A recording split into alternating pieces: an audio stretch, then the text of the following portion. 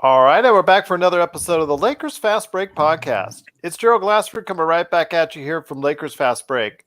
Pop Culture Cosmos, Inside Sports Fantasy Football, and Game Source. We truly appreciate everyone out there listening to all of our great shows. And if you can, please give us that 5-star review on Apple Podcasts. And whatever you can do to help support, like, follow, share, subscribe, send us out some Facebook gaming stars, whatever you can do to support us at any one of our outlets, plus NBA Draft Junkies, the Run the Floor podcast, and LakerHolics.com. It is truly appreciated.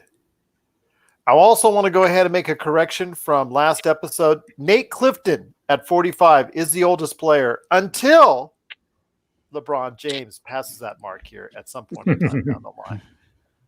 Well, I'll tell you what is a interesting game today that was played by the Lakers and the Heat in Game 2 of the NBA Finals. I had said before that the Lakers need to be wary of Miami playing extensive minutes as far as at the free throw line, just doing a great job of getting free throws there. Well, they did that today. They also needed to go ahead and beware of their three-point shooting, and they shot at 40% today. And they also had to make sure that they didn't get sucked into shooting too many three-pointers, but they certainly did that today. The Lakers did 47 three-pointers at a 34% clip. New record for the finals. Yes, new record indeed. I don't know if that's the kind of record that you want, but still, anyways, they made 16, so 34%, right around what you were expecting for the Lakers at this point in time. But the Lakers still managed to eke out a victory, 124 to 114. They pretty much kept it between 8 to 15 for most of the game. Didn't get it too comfortable, didn't get it too uncomfortable, but they managed to keep distance away from Miami Heat for the entire game. And here today to talk about everything that's went on with that game, plus Doc Rivers to Philly and the collaborative effort in coaching in Brooklyn are three great guests indeed. First off is my good friend. You got to check out what he's doing today at NBA Draft Junkies. If you're on Facebook Live right now, you're catching it everything as far as all the videos that he's doing. That's at NBA Draft Junkies on YouTube, plus his Run the Floor podcast and NBA Draft Junkies podcast and NBADraftJunkies.com. It is a good man indeed. It is Rafael Barlowe. And Rafael Barlowe, I tell you, my friend, as my co-host for our entire NBA playoff coverage, it's been from day one for the Lakers about LeBron and AD, and they certainly got that today. Yeah, I mean, it was a dominating performance for both of those guys. And one of the first things I thought of is this is why LeBron didn't win MVP, because some people are going to question if, I think he just had to split votes. And I think it's similar to like Kobe and Shaq. I mean, individually, they probably should have won more MVPs than they did, but because they played together, it allowed other guys who didn't have a teammate that was as talented to win MVPs. And so I think that that's one of the first things I thought of, is that even like this series, for the finals MVP, I wouldn't be shocked to see it as a co MVP if there's even such a thing. Well, it all depends on how many people are voting on it. Is it an even or odd number? So that usually will dictate whether or not that's going to take place. But I agree with you, because it sort of looks like a co-MVP effort right now. But I'll tell you what, the Lakers did it well enough. They did good enough. Obviously, they rode the back of LeBron and AD throughout the entire game. And here today to talk about everything that went on in the game as well is a good man indeed. You got to check out as a blog editor for everything that he does at LakerHolics.com. Be part of the conversation today at LakerHolics.com. And Magic Man, a.k.a. Sean Grice, is simply a fact, I think, that the Lakers played well enough. And I think, obviously, the injuries hurt on Miami's end, no doubt. But I think it was just a case of where they had just enough to go ahead, even though they didn't play probably one of the best games at all in the playoffs. Absolutely, Gerald. I'd agree 100%. I'd put a word of satisfactory on this report card for Game 2. It was all right. We did take 47 attempts from 3, but we made 16. That's borderline around 35%. You make enough, you take enough. I was satisfied with 16 makes, especially with the size difference inside. I thought AD really did a good job of battling Olynyk and a lot of the other bigs down low, and we played okay, but they were missing their two best guys. Personally, from the playoffs, all due respect to Jimmy Butler, Goran and Bam have been running this train so far. And I just thought we did enough. We did enough. But I mean, it's just about results. Just win, baby. And I'll tell you what, on a bum ankle, I got to give a lot of credit to Butler for going ahead and playing really well today. What was it? 29 points, 12 assists. He just truly played an outstanding game at all facets of the just the round ball today. He deserves a lot of credit for going out there and just not giving up the entire way. But also here to talk about the game that was played today is a good man indeed. He is the mastermind behind LakerHolics.com. Be part of the conversation once again at LakerHolics.com, and it is going hot and heavy at LakerHolics.com. It is LakerTom. And LakerTom, I mean, they got a bigger boost on Miami off their bench, got a great game from Jimmy Butler, but still the Lakers were able to get it done tonight. Yeah, it was kind of an anticlimactic game in general. The combination of how the Lakers dominated game one, the injuries, unfortunate injuries to Goran and Bam, really left you with a feeling that this game wasn't going to be a whole lot of fun. Spo junked it up by playing the zone the whole game, leading the Lakers to set a new record for 3-point attempts in the finals. I mean, it was almost like we were watching the Rockets play the Heat. We played lackluster defense, really. Fairly good on the offense. We did what we needed to do to beat the zone. They never really got closer than 9 points after the start of the game. So, it just wasn't a very satisfying win, if you will. Olynyk played very well. In fact, you could say that the Heat were closer today than they were in game one. So where do you go from there? We've only got 2 more games to go to win the championship. Chances are there are going to be 2 more games, just like these last game that we just saw tonight. It's not the way that I would have liked to win the championship. I do think it's going to be a sweep. My wife's been holding that over my head all day long. She keeps saying that she's got to get ready for the podcast on Tuesday.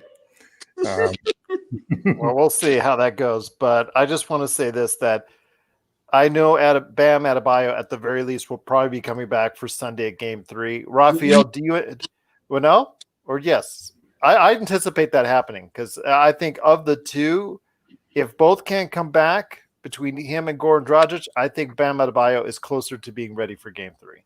Mm-hmm. Yeah, I mean, I don't think that's a debate at all. I mean, Dragic has probably a 4-week injury.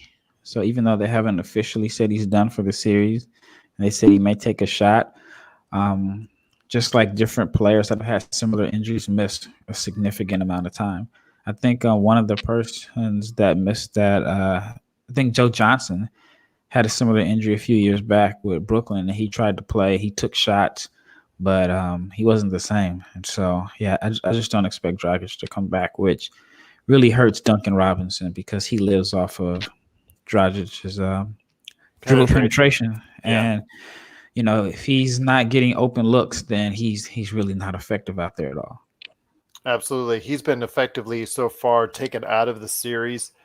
But I want to ask you this before I head over to LakerTom, and that is, how are AD and LeBron just really able to still, no matter what defensive alignment or zone is thrown at them, how are they still able to be so effective in how they're going ahead and, dribble penetration, just able to take really any of the shots that they want to take at almost any given point in time?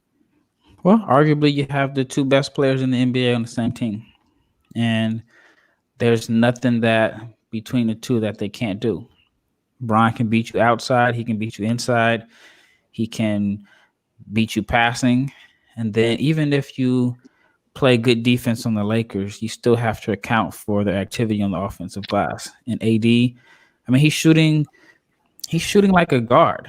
And then what makes it even more tougher to defend is that they're running like pin downs. They're running action plays for their 4 or their 5 man to shoot jumpers.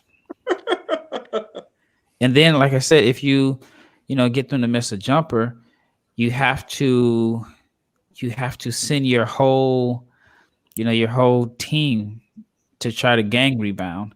And then when you're sending everybody to gang rebound, that's when they're getting these long tap outs, which it seems like Caruso and Rondo get every single long tap out. And then you're giving the Lakers second possession. So, yeah, it doesn't really matter what defense with those two guys. I thought Miami's defense today I didn't think it was bad. I felt like they didn't switch as much as they did the game before. And then the Lakers were cold from 3. And so I thought if you're Miami, that's what you're hoping for is that, the Lakers can get cold. I mean, there were times where I felt like Miami was within striking distance when they shouldn't have been. I know it seemed like it was hovering around 10 or 11 points for a while. But, yeah, it's just going to be tough to beat those guys. I mean, I think the last few minutes when Miami did have it down to 11, it seemed like they had momentum. There were multiple plays where the Lakers got offensive rebounds. And let's not even talk about the defensive end of the floor. When Miami had a chance to cut it to 7 or whatever, they just could not get clean looks at the basket. I think Jimmy Butler was driving to the basket a few times, but he was driving not looking to shoot because he knew that LeBron and AD can meet him at the rim. And so I still say that when LeBron had those blocks against Houston, I forgot which game it was, it changed that series, but it also, it just kind of makes drivers think twice about going to the rim because you do not know where he's coming from. Absolutely. He almost had one again today on Kendrick Nunn, but just a hair too late. But you're right. They're thinking about it every time they go into the lane, but still they were able to go ahead for a while there and get a lot of layups on the Lakers. Now that led to a lot of free throws. So I want to ask you this, Tom, how do you go ahead for game 3 if you're the Los Angeles Lakers and cut that free throw disparity? Because I told you that nobody gets to the line more often than the Miami Heat. And though it didn't affect the outcome of today's game, you can't always have a game where you're down by 21 made free throws because the Lakers only made 10 free throws while Miami made 31.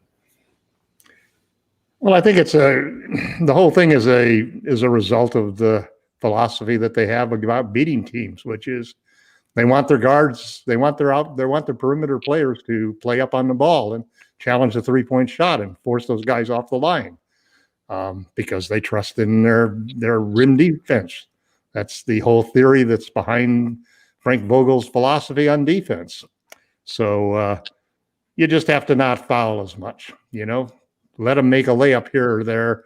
Don't contest every single shot so much.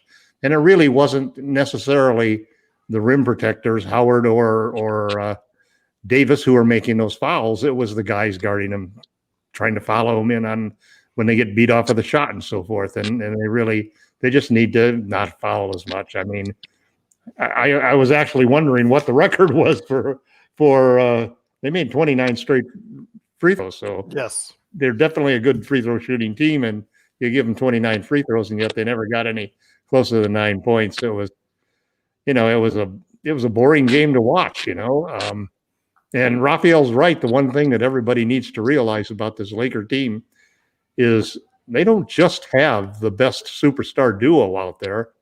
They have the best 2 superstars, whether you call them 1 and 2 or 1A and 1B. They are the best 2 players in the NBA right now. And that's something that's pretty hard to beat. I think I've been really angry about the whole idea that we have a Coach of the Year award, we have a Defensive Player of the Year award, and we have an MVP award. But we don't have any of those for the playoffs. They only count the regular season, which is the most ludicrous thing in the world. And I've always been critical of that, Tom. It should include the playoffs, and basically they should include the coaches and players in making those votes.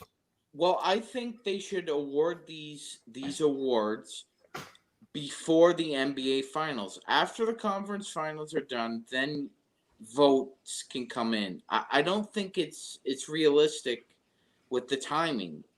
Now we have the coach of the year out of the playoffs, the defensive player of the year out of the playoffs, the MVP. And none of them really deserved the award if you included the playoffs. Well, but I guess on the flip side, then that means Kawhi would have won MVP last year. It's possible. Which I mean, and maybe he deserved it. He probably deserved it. I don't think he deserved it because he was sitting out so many games. I think that it's a regular season award, and I guess I kind of like it the way it is because, like I said, last year Kawhi would have won MVP. He was not the best player. But you don't give any recognition for who was the most valuable player.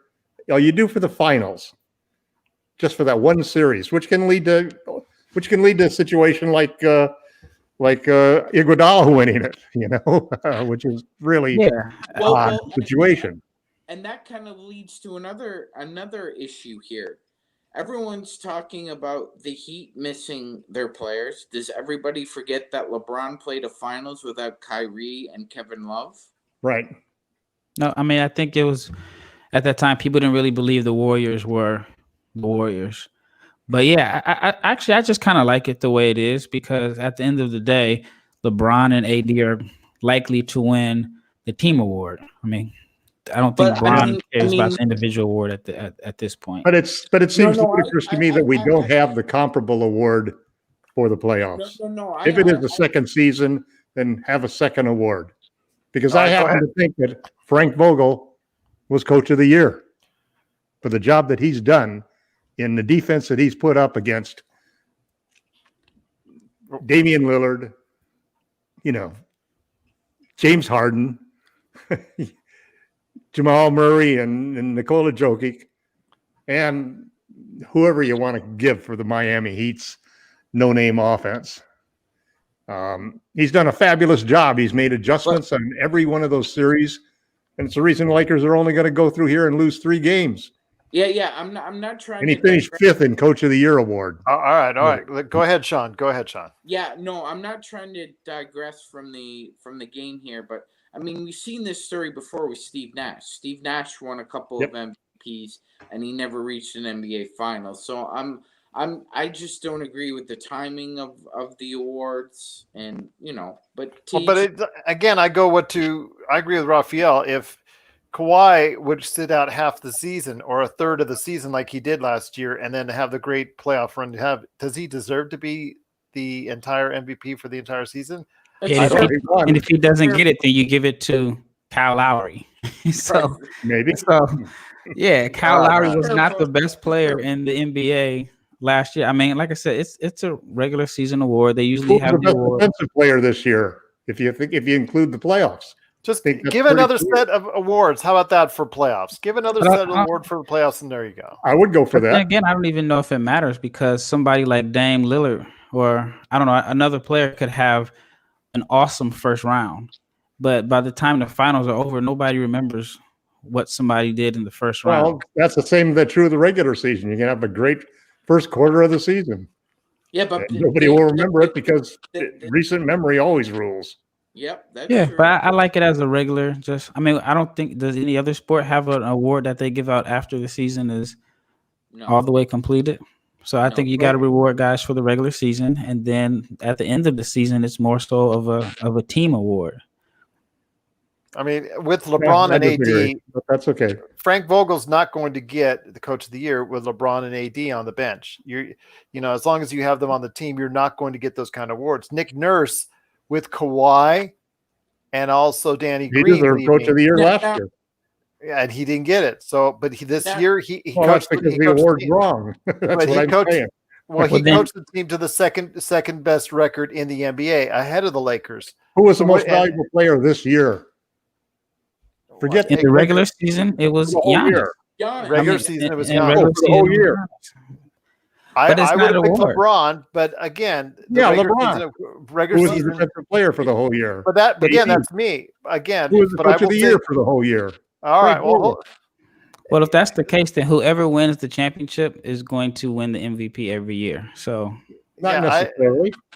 well, I mean, It's not like Vogel didn't. If Vogel was fifth in the coaching voting, it's not like he No, had a bad year. if we're going like the way AD was second in defensive player of the year.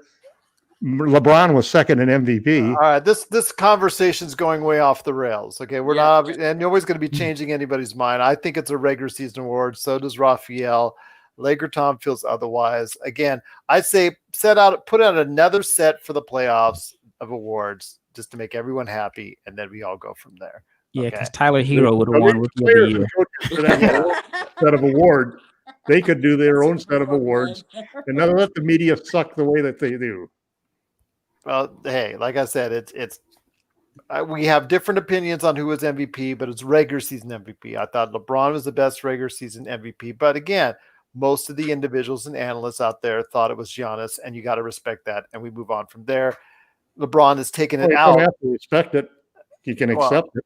You Well, don't- he accepted it by going ahead. Well, he accepted it by going ahead and helping his team to go ahead right now, playing with a vengeance, and right now being 2 games away from winning the NBA Finals, which is more important than a regular season MVP. It's very similar to 1980.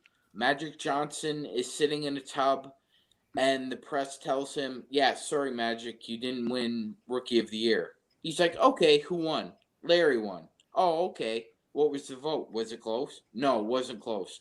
Larry won 60-3. East Coast bias. Pissed him off so bad that he ran a train over the Sixers in Game 6. Yeah, and the rest is history on that. So again, that's again for another argument for another day. But let's focus back in. Let's reel it back in to the NBA Finals. That's your job, Gerald.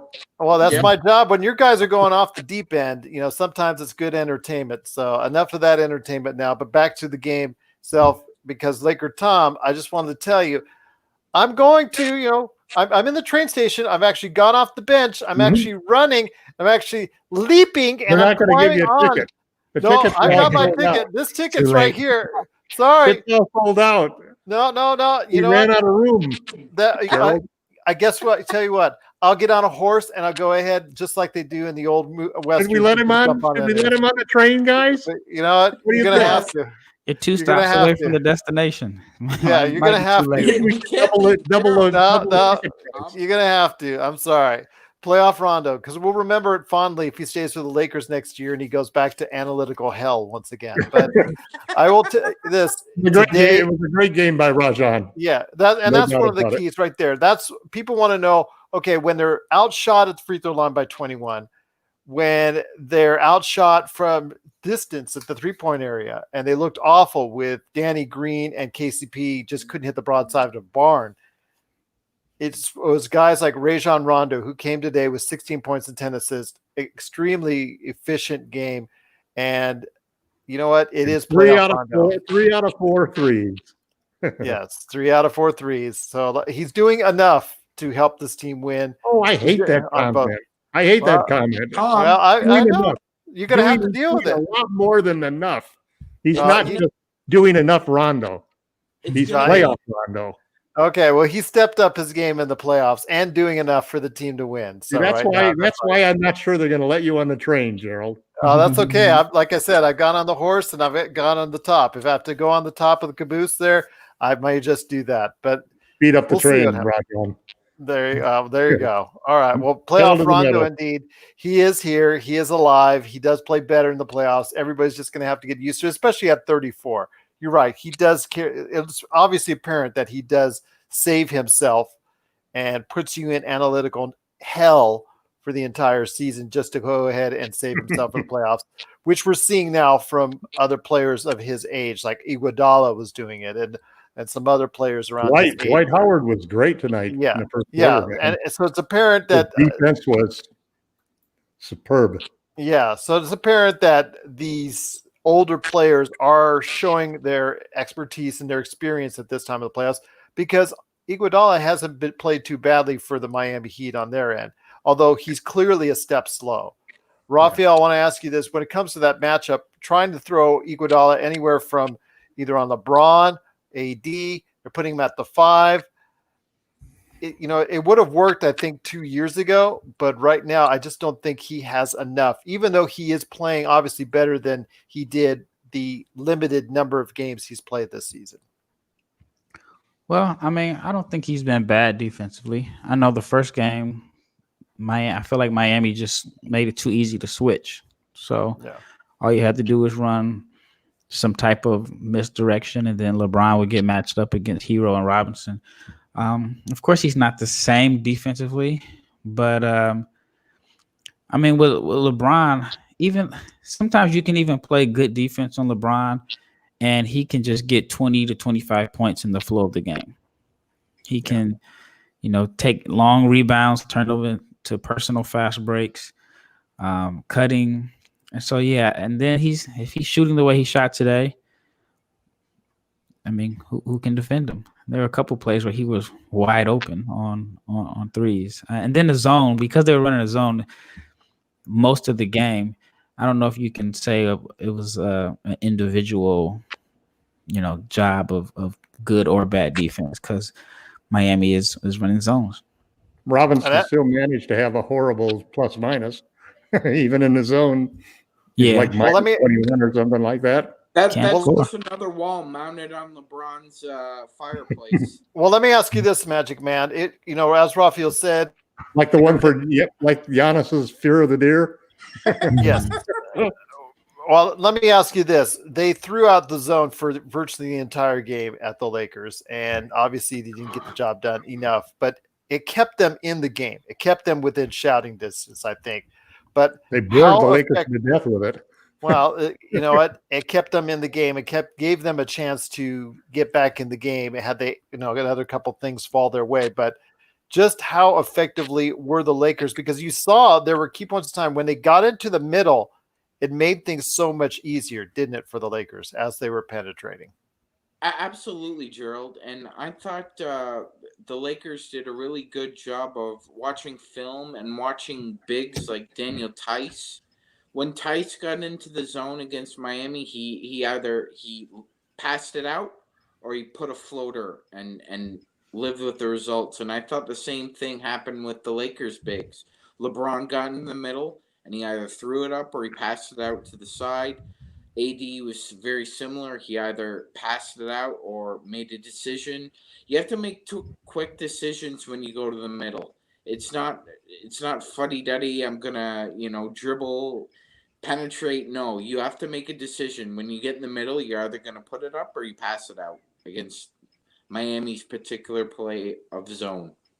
And AD, just the way they intersect the zone, he just shot tremendously. But Rafael, go ahead. You were about to say something. Yeah, I was saying I thought the zone worked for the most part. The Lakers didn't shoot the ball well from three. The difference was the offensive rebounds in the zone, which is one of the Achilles heel. I mean, it's just amazing in the pros. What's that? I said that nobody blocks out in the pros. Well, I thought they were boxing out. He just AD his activity because in the zone you're not. You're looking for a body. You got to find him. That's one of the weaknesses of having a zone is offensive rebounding. Right. Perk. Yep. I just posted something to our site. I thought Perk accentuated what pretty much all Laker fans feel right now. He said, with all due respect to @Dwayne Wade, Anthony Davis is the best complementary player that LeBron James has ever had. And I agree. He's an equal. He's not even complimentary. I mean, he's playing like it. So let me ask you this, LakerTom, because he did so well. And at a time, he was like 14 to 15, I think, at one point in time. Right. And it's just truly a tremendous performance by him. Yeah, Bill Walton-esque indeed. But I want to ask you this.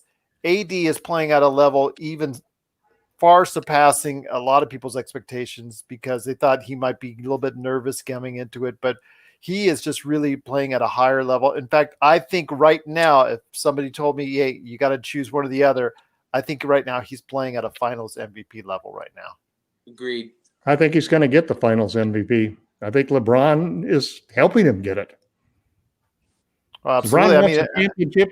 I wrote an article about Anthony Davis and LeBron James chasing Laker legends. And this all started back when Rich Paul and LeBron decided he was going to LA. They were going to get AD into the fold. They would win 4 or 5, at least 3, let's say, championships to tie Jordan. That would give LeBron the GOAT. AD would then become the second best player in the league and take over as the first best player when LeBron retired. The Lakers would win 3 or 4 championships and put Boston in the rearview mirror. And LeBron, with the power of the big market franchise and the Lakers fan base, would become the GOAT. And that was the whole plan that Rich Paul and he have planned. And the first big giant step in that plan coming to fruition is this championship. And that's going to open the doors for all sorts of opportunities for the Lakers moving forward, whether it's a sign and trade for another star next year or Rafael's, Trae Young to the Lakers in free agency in a couple of years. For JaVale McGee. How straight up? Well, we traded JaVale already, didn't we? You have 14 times. He went with 29% Danny Green. I'm sorry, Danny. I know you read all these comments, but you may not have made it to our blog, so hopefully you'll be okay. Okay, but I will say this, that it's another victory for the Lakers. It might have bored LakerTom to death, but I'll take it any way we can get it, as he once said. It is a 124-114 victory. Lakers up 2 games. Bolster should be banned from the league for doing this to the game. For what? Anyways, the zone choking the game up, man. It kept them in the game. That's the idea when you're down to your starting rotation players. What are you just supposed to roll over and die? Do anything but that. I mean, this was like a CYO game. Well, I felt like Miami outplayed the Lakers. LA just out-talented them. That's just my opinion for today. I think that's a It great. It wasn't an enjoyable game. I didn't enjoy it. I mean, what I felt walking away from it was, geez, I hate to see the season end with 3 of these. I'll take it, man. I enjoyed every second of it. When the Lakers are in the lead. So you know what, LakerTom, you could not enjoy it on any one of your 10,000 articles. Okay, go ahead and do that. But I enjoyed it to the hilt. I haven't seen the Lakers in the finals in 10 years. I want the Lakers to tie the Boston Celtics. I don't care if they have to go ahead. It's AD, LeBron, and 3 school graders. I will go ahead. I don't care if they play zone until the end of time. Me neither. I'm fine. I will take the championship any way I can get it. Your LakerTom. I don't know what you want. You say all year long that you want this, the Lakers this, Lakers that, Lakers this, and you want this pretty painting of how they want to do it. This pretty picture of how they're supposed to do it. And they should have beat the zone by 30 points. They shot nothing but wide open threes. But when you have an inconsistent 3-point shooting team like the Lakers, one of the worst statistical NBA teams at the 3-pointer. Danny Green didn't hit anything, and KCP actually hit the side of the backboard once. Top. I understand the top. Yeah, the top. It was like, what That's kind of work? Hey, Paul George would have been very jealous. But I will say this. There's still a lot of focus on, because again, Bam Adebayo will be coming back most likely on Sunday. I hope so. 99.9% chance he plays. Maybe why don't we let him have Kawhi too? Even it out. They called it a neck strain. He had whiplash. I watched that 4 or 5 He had Dwight Lash. Yes, that was a deceleration injury. I understand him sitting out a game. But there's no way he misses game 3. I mentioned it to you 2 days ago on our last podcast, and that was Bam Adebayo's shoulder hit something comparable to maybe a Mack truck in Dwight Howard's shoulder. Did you see Adebayo's shoulders, and then you see Dwight Howard's shoulders? Guess who loses in that conflict? There you go. I liked Raphael's S10 against F250. Yeah, there you go. Like a big diesel truck. There you go. But again, Bam Adebayo should be back for Sunday. I don't know if Goran Dragic is going to give it a try before the end of the series. Well, but he's risking his free agency too as well. But yeah, go ahead, Gerald. Magic Man. Hey, he might have got back with that injury. He might have got back. Hold on, Tom. Sean's turn to speak. Hold on. Yeah, Gerald, I wanted to ask you that question. If you think the Lakers go up 3-0, do you expect Goran Dragic to play in Game 4? Because I don't. I think I don't. But I think if Miami wins Game 3, there's a possibility he could play. He's going to give it a try if it goes 2-1, or even if it goes 2-2 or however the series falls out from there. But if they go up 3-0, no, I don't think he's going to risk it. It's like I said, he's got an impending free agency to deal with. But Rafael, that injury probably cost him some money. No, I don't think so. That's a maybe a month and 2 months injury. That's going to be something he'll heal up before camp. They'll maybe keep him out a couple weeks in camp. Wherever team camp starts about the week after the end of the season, doesn't it? Pretty close. I say January, mid-January is what I'm speculating right now. It's probably what right now. It still says December 1st, and Adam Silver in his annual game, pregame conference, he said that he didn't give it a timeline or time frame, but most likely he was alluding to the fact that it's probably going to be delayed Christmas at the earliest. But I'm thinking January. I think the players would put too much pressure on that. They want fans this time. Yeah, well, we'll see about that one. I don't think that's going to happen. Yeah. Well, I'm not so sure because the whole theory, from what I understand, is the whole idea is testing everybody going into the arena with this quick test. The numbers aren't really going down across the country. Yeah, and it's probably most likely going to trend in the wrong direction because seasonal flu. Well, you've also got the problem that Trump obviously has, which is that the test itself doesn't really tell you for sure whether or not somebody has it, because that's what they were doing. They were testing everybody, and the problem is that some of those people, didn't. You can have contagion and be able to infect people and still test negative. It's only till like 4 or 5 days after you catch it that you actually can be tested to make sure. But I mean, that's a theory. That's the theory that they're putting. That's why they were doing all of this testing in the bubble every day, is because part of a program for the pharmaceutical company that's doing the testing to provide them with arena testing. But you also know they stopped reporting in the bubble. I thought that was kind of suspicious. After the first 3 weeks, they just never say anything about it. Yeah. Well, they were White House covering up. What? I mean, I don't know. Just they bragged about it so much, and then they just stopped. But nobody got cut out. Well, the positive test came from the periphery. They said hotel workers. Yeah, stuff like that. But that's we just need another week. And we can get them by. And the bubble, we can say most likely will work. So, but another week. You figure they put in a fourth of the fans in the arena. That's better than nothing. Well, it depends on the state. Some states will do it. Some states don't. That's why we're in the situation we're in. That's why we're in the situation we're in. Is because some states will do it. Some areas will do it. Some won't. And because we have this mixed message, that's why we're partly in the. It's going to be a new normal, no matter what it is. New normal indeed. But before we head on out, guys, I want to go ahead and ask Rafael real quickly. If you were back in Miami, you getting Bam back on Sunday, that's going to give your team a lift. What else do you want to think that maybe they can work on? Because they got the free throw disparity the way they wanted to. They got the Lakers shooting a megaton of 3-pointers the way they had their defense set up. If you're Miami Heat, what else can you seemingly throw out of the kitchen sink to maybe actually get one game from the Lakers in this series?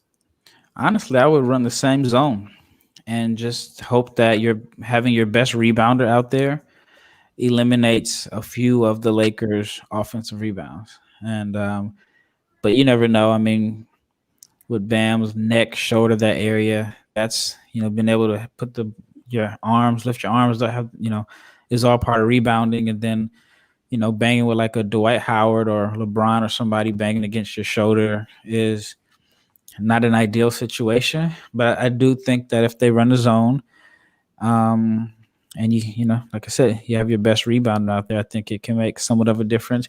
I mean, you have to hope the Lakers shoot as bad as they did from three, which, you know, I mean, on one hand, you can look at the stats and say it's possible, but then on the other hand, it's like it's tough to get them to miss that many wide open shots in back-to-back games. So, but yeah, I thought that, like I said earlier, I felt like Miami really outplayed the Lakers. Just it was a talent issue.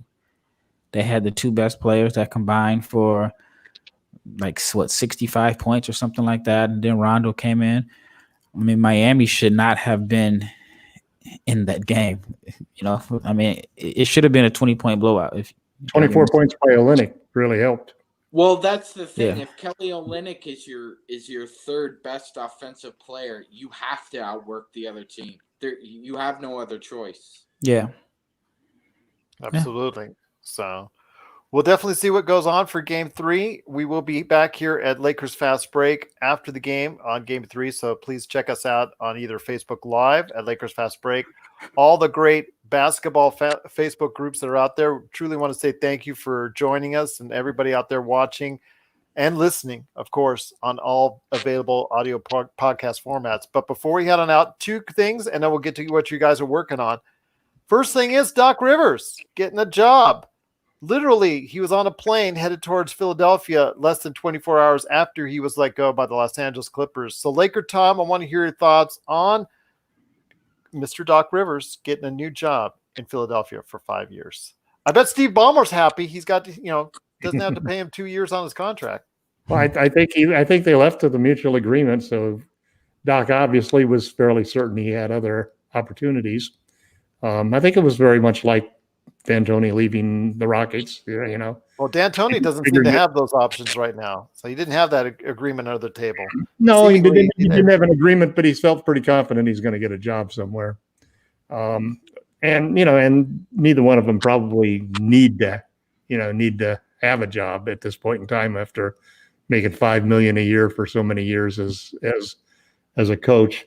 I find it kind of an odd hire, to be honest. And I kind of find it, I would have thought that Doc might have preferred a different type of situation, maybe the situation in New Orleans, because I think that you still have this big conflict between your two best players. What do you do with those two guys? Because they don't really fit together.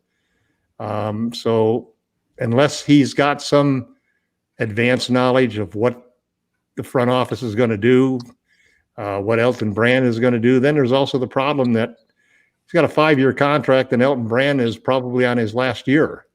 If they don't solve the problem, there's going to be a new GM, and that new GMs like to have new coaches. It's just how the game works. So it'd be interesting to see. I think that Doc has a lot to worry about with what he did in the Clippers. I think he's the kind of guy who's probably eager to make up for that, and to I think he felt that tarnished his reputation, that he was basically asked to leave, and that Ballmer didn't keep him, especially since he'd meant so much to the franchise, being the only thing that got them through the Donald Sterling era and so forth, and really just a quality guy, a quality human being. So I wish him well. I just think that's a tough job.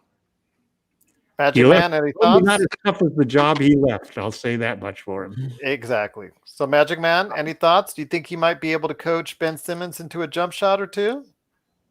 Oh God, that's a $64,000 question, Gerald. Actually, it's a lot more than that. I think based off of the My bad. Yeah, that's not even a game check. It's possible. I'm not sure if he can. I think this. I agree with Kenny Smith. I heard him on the radio. I think it does make them Eastern Conference Finals contenders. I don't see them as a finals team, personally. I think it's going to be a problem for them with the financial commitment they made to Al Horford. I really don't Tobias see. Harris too.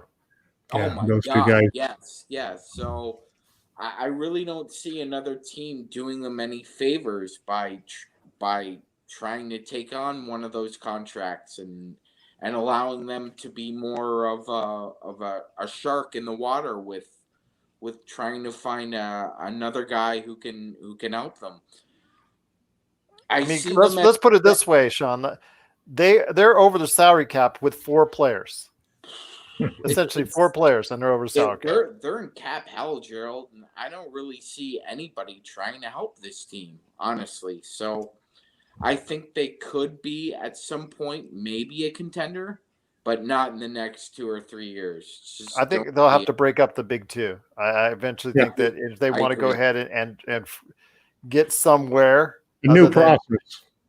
other than maybe like a second round loss or something like that, I think they're going to have to break up the big two, and they're going to just have to decide which. And we've talked about that in previous podcasts is concerned. But before we head on out and before get to know what you guys are up to at your various outlets, Rafael, I wanted to leave this topic for you, my friend, because I think it was something that actually caught my eye in regards to Kevin Durant's podcast. He had on Kyrie Irving as a guest. Yep. And during the conversation, Kyrie Irving never strays away from controversy, from something he said. He obviously, if you've caught wind of it already, said some disparaging things about LeBron, and obviously there's a little bit of long-standing issues there, and that's you can say that all you want while LeBron's in the finals winning another title.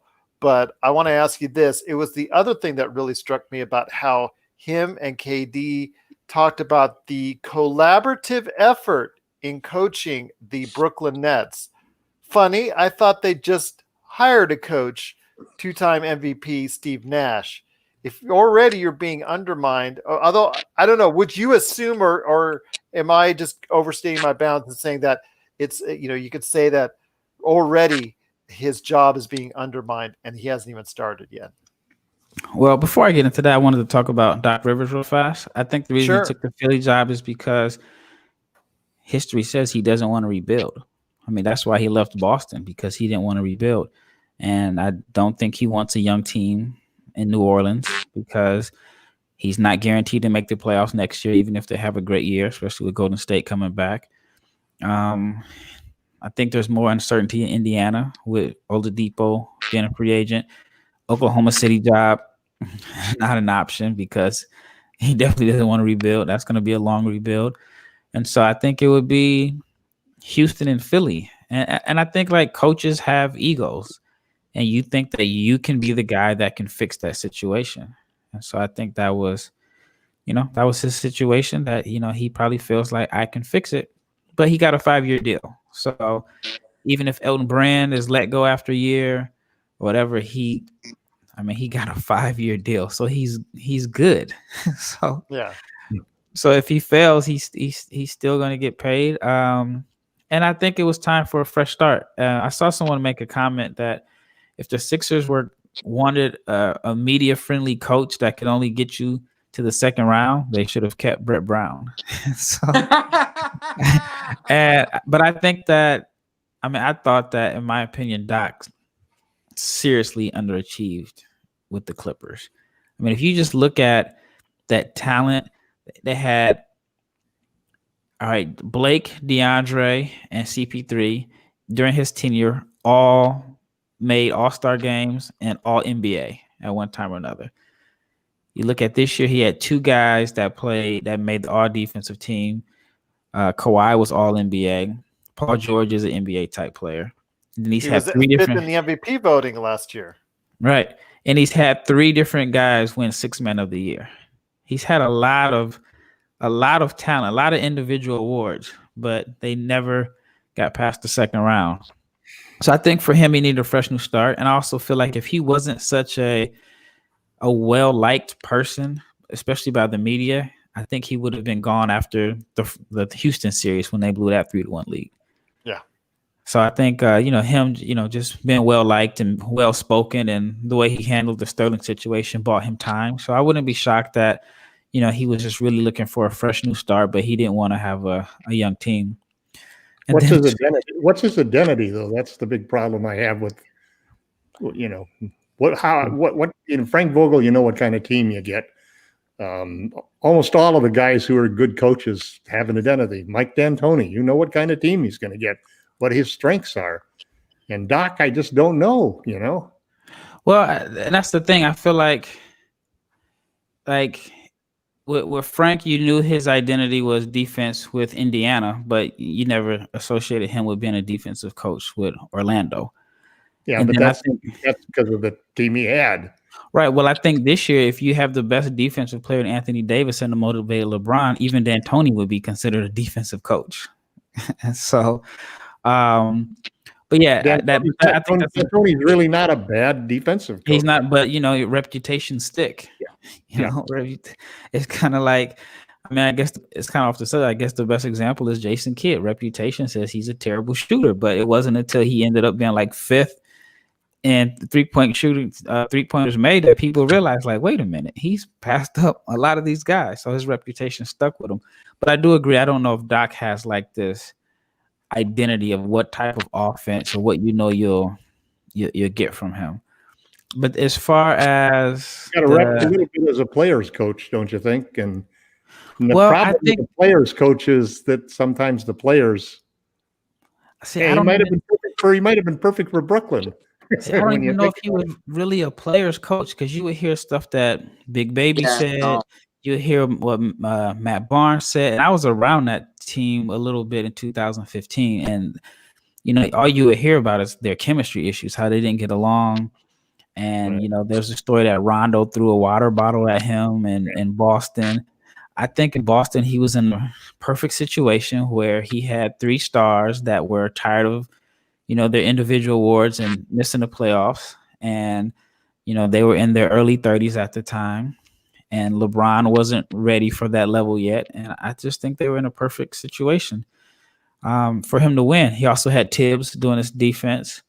But as far as the situation with Brooklyn, the thing about Kyrie is similar to Derrick Rose in a sense. Remember when Derrick Rose, if you put a mic in front of him and asked him a question, he gave you the most honest answer, even if it wasn't politically correct, even if you knew it was going to be controversial. And so I asked a friend of mine who played with Kyrie, and his exact words were, he says, no, he's really a good guy. He said he's just too smart for his own good. And he is going to say exactly what's on his mind. And realistically, the comment that was made, you could say LeBron and AD could have said the same thing. Because at the end of the day, LeBron determines Vogel's fate in a sense. And so, I mean, I've even heard stories that when Phil was the coach of the Lakers, Kobe would check himself in and out of games. If they got down a certain amount, I think I forgot which. What are you going to do when Kobe walks up to the scorer's desk to check himself in?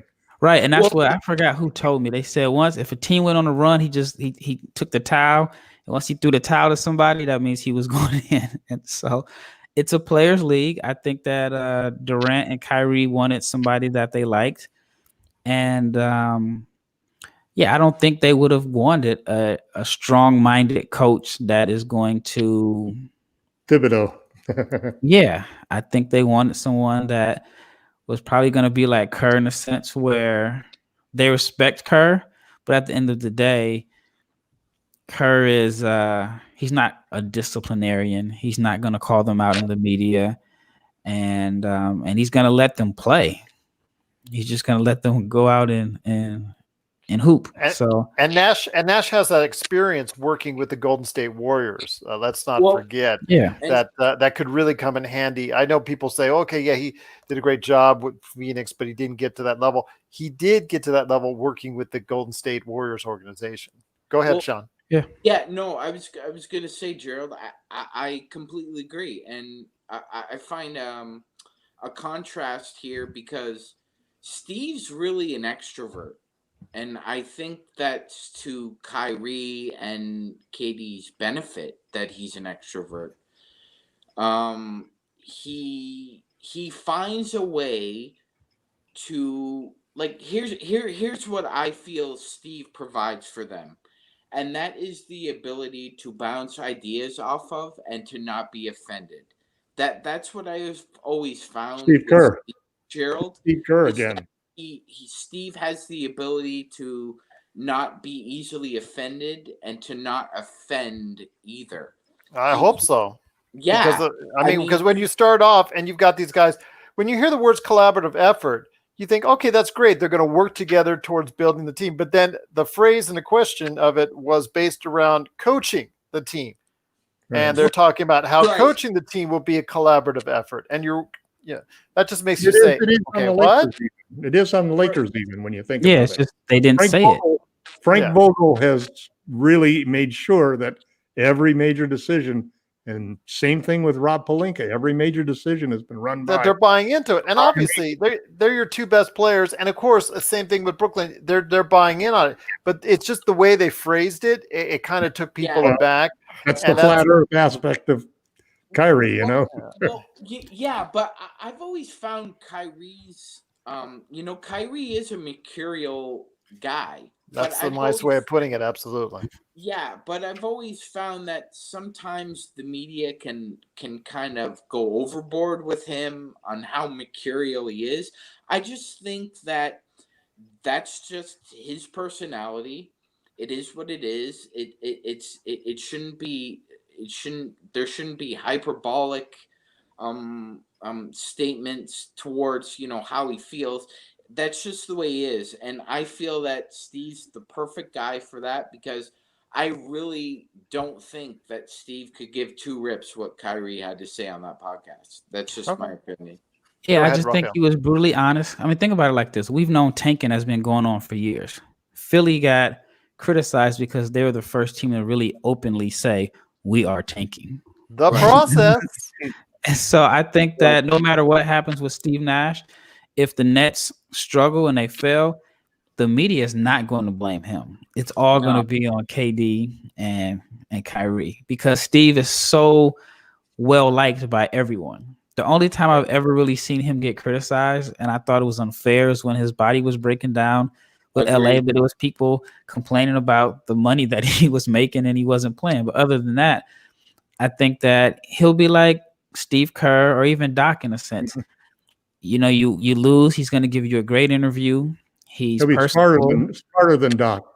But I mean, as far as like how the media he's got an offensive mind, and Kerr has the same thing. They've got a brain that really works. They're X and O's guys. Yeah, that's really what Doc lacks. But comparing the two of them, of course, Steve doesn't have any experience, but Kerr didn't have any experience either, really. Yeah, right, Tom.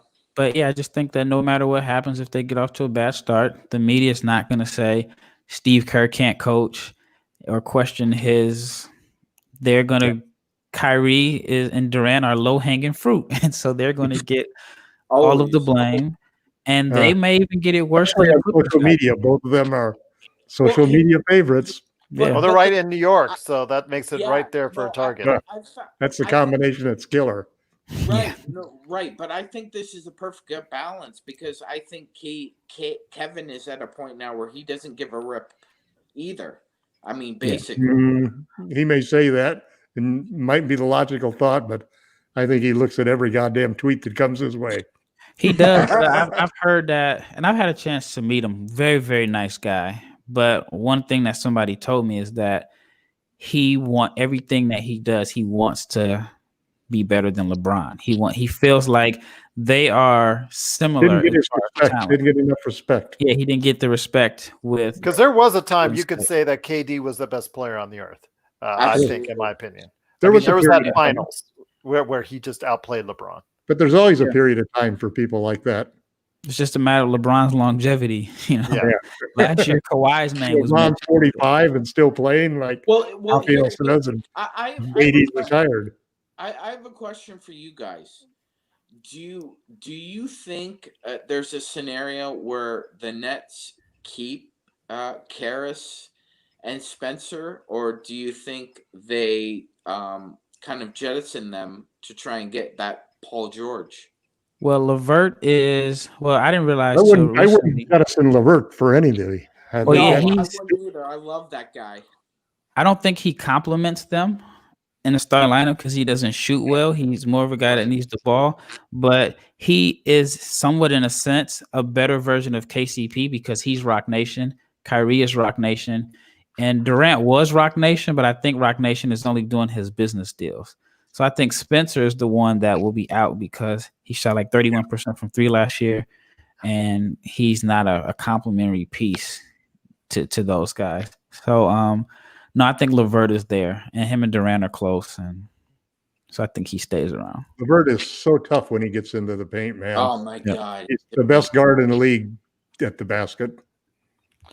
Well, we'll definitely see what happens, as Brooklyn is going to be one of the big favorites for the East. And if it all goes like a dumpster fire early on, or if it does become a collaborative effort as far as the coaching is concerned. Go ahead, LakerTom, before we head on out. I just had one other thought, that's a little ray of sunshine and hope for the Miami Heat. And that is that LeBron James has never won a playoff series when he's up 2-0. It's the truth. I mean, this is the first playoff series he's ever been up 2-0. So you're saying, just like in the last round with Denver and when the Lakers were up 3-1, you're saying Miami has the Lakers right where they want Could be, I mean, he's never won a series when he's up 2-0. Well, we'll find out for sure.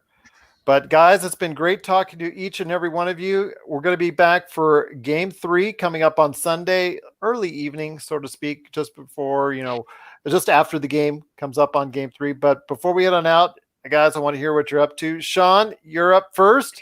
What's going on with all that you're doing at Lakerholics.com? Hey, Gerald.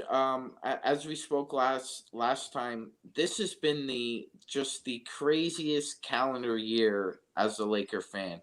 I can't think of another crazier year between like we said, the international incident from China to, unfortunately, all of our loss with Kobe Bean, to COVID. It's just been a crazy year. I mean, in between lockouts, 9/11, I can't think of a crazier year as an NBA fan, and quite frankly, as a Lakers fan. So I'm just going to be detailing that as editor of the blog and just expressing my sincere joy that we're in the NBA Finals after all that craziness and just 2 wins away from that gold, man. I could just taste it. It's so close. Even though it's all going to go downhill from here because LeBron's up 2-0, according to LakerTom. So I just wanted to say that. I'm kidding, LakerTom. I'm kidding. But LakerTom, I know, as Rafael and I love to kid you, you've got 20,000 articles in the chamber already locked up, ready to go, ready to shoot out there. What you got working on at Lakerholics.com? Well, I'm not sure what I'm going to do about the next couple of games because I don't really feel like writing about this game. I didn't think there was anything really worth writing about it. So, I basically have a whole bunch of blanks in there, and I've got to figure out what to do. Why don't you do that? Post an article with nothing but blank stuff in there. Just say that was the game 2 wrap up. The subject I'm starting, and this is sort of a takeoff from the article that I wrote about, LeBron's grand master plan for the Lakers and AD. It's what happens next is really what interests me. What is the plan for next year, the next 2 years? What do I think is going to happen with respect to Giannis? Because that's a big factor in the Lakers' options and permutations. I do feel that they have a great ability to go out and get somebody with a sign and trade. I do think Danny Green and JaVale are probably both gone, in my opinion. And their value is so low right now. Their value is $20 million. And the Lakers only have this expiring contracts in a COVID plagued environment where there are going to be a lot of teams look to cut salary. You're going to have to give up that draft pick at least because the Lakers don't have any more draft picks. I think I think they're willing to give up the draft pick. I think they're willing to give up Kuzma. I think they're willing to give up THT. They want They want. I would. It's a win now situation, Sean. I don't know about So that. anyway, those are basically the bullets that I'm loading and trying to figure out exactly what do I think are the odds of what are the moves that the Lakers have available. Because I think hesitant to move him right now. Really hesitant. Yeah, THT's got to get a shot, man. I love the guy too. Get a shot. But there's all sorts of moves. There's the move to. It really depends on how long do you think LeBron's going to play. Let me ask you something. We gave up Zubats way too soon, and that was a bad decision. I don't want to make that same mistake with THT. Well, I'm not sure. Remember who THT's agent is. That's the key. Yeah. That's true. Fair enough. Yeah. Well, to find out what's going on with THT, just simply because of what Rafael said. A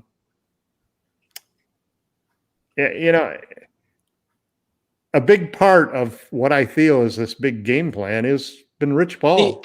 The one question you have to ask is, where does the line? Rich is not going to do bad by a client just to help the Lakers, but he also understands that what AD got out of moving to the Lakers wasn't just the max contract. It was a chance to win a championship. It was a chance to create a legacy for a player, a chance to become the face of the most storied franchise in history. And there's other players now, there's other positions that's going to be enhanced by winning this championship. So you have to think that this is, I know what the photo is that I want. I just haven't been able to find it. It's basically LeBron, Rich Paul, and Rob Pelinka all sitting down together and thinking, whoa, let's go. I wish I had somebody for Lakerholics that was really, really great with Photoshop and could put that together for me, because I think that's the picture that's sort of the article that I have in mind. Well, there you go. And I've written a lot of articles that were originated from a photo or an idea of a photo, Okay. So where you could find all this right now, including all the articles and all the photos that he has in mind when he finally gets his hands on them, for Team Clutch or anything else Los Angeles Lakers, you can go ahead to Lakerholics.com and check it out under LakerTom, Sean, aka Magic and Medium, Man. LakerTom on Medium. And LakerTom on Medium. Let's not forget that. And also Jamie Sweet's 5 Great Things. He'll also be posting there this weekend as well. But before we head on out, the same every day. Every day's the same. But all is well when you go ahead as far as NBA draft knowledge at NBA Draft Junkies. Because right now, if you go to YouTube at NBA Draft Junkies, you're going to see row after row after row of draft prospect videos, interviews, and so much more. Rafael, what do you have in the chamber for yourself at NBA Draft Junkies? Yeah, the next video that I'll put out is a French prospect. I think that'll be taken in the second round. 6'7", point guard, combo guard with a 7'2" wingspan. Abdoulaye Ndoye. I think he would be and he has great upside as a defender, just with his length and his athleticism.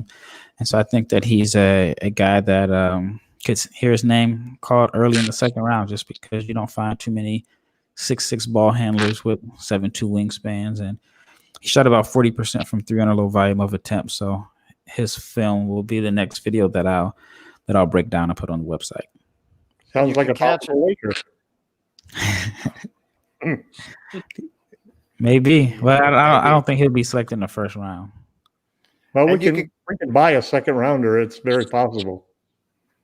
There'll be people looking to sell draft picks. Well, there you go. Maybe. And you can catch all the great videos that he's doing on prospects just like that today at NBA Draft Junkies. For myself, we just dropped an episode of the PCC Multiverse where I had a great interview with the guys that direct the latest documentary to CBS All Access, Console Wars. You got to go ahead and catch my conversation with Jonah Toulis and Blake J. Harris, who not only wrote the book Console Wars, not only directed the movie Console Wars, but are also developing a television series with Seth Rogen and Evan Goldberg on Console Wars coming up in the not too distant future. And I talked to them about all those great things and more on our latest episode of PCC Multiverse. If you need fantasy football tips for week 3, we got them for you. Inside Sports Fantasy Football. And if you want to know what I was wearing throughout my entire show today, that was the ELO 7.1 USB, which is going on sale this weekend. It'll be available at all online outlets, including Best Buy, Target, Walmart, Amazon, the whole 9 yards. It's the Rocket, ROCCAT, ELO 7.1 USB headset. You can get it with a cord like I do, or without. Corded $69.99. Wireless is $99.99. So if you're interested, check it out today. Rocket, ROCCAT, ROCCAT 7.1 USB. Well, my friends, it's been great talking to each and every one of you. I look forward to hearing more extended thoughts from you, LakerTom. My goodness, indeed. We'll just go off on another tangent again because you'll be so bored with another game, hopefully, that the Lakers will hopefully win and make it 3-0, but that's what I'm hoping for. So no matter how boring or no matter how interesting it will be, we'll be back for game 3 right after it. And as we just continue our great NBA Finals coverage right here